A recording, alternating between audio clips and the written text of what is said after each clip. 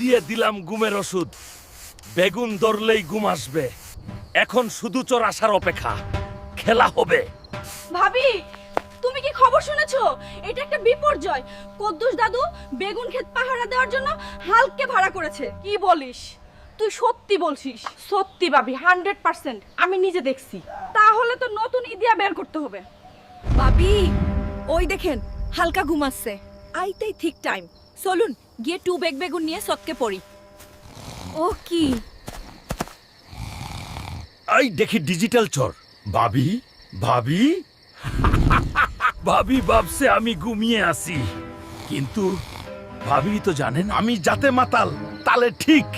খেলা হবে সকালে।